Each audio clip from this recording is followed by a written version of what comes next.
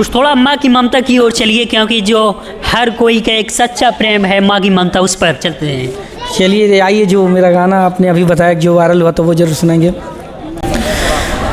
मेहनत कई के कितनो रुपया कमैबा, अचरा के सुख कत ही न बबुआ पैबा, सपना न होई तोहर पूरा बबुआ, माई बिना जिंदगी अधूरा है सुगवा, माई बिना जिंदगी अधूरा, ममता के आंचल में तहरा के पलली, तेल गरमाई तहर दहिया के मलली, अपने न खैली तो के खियली, अपने न खैली तो के खियली, सोचली न कबो तोहर बुरा बबुआ, माई बिना जिंदगी अधूरा ये सुगवा,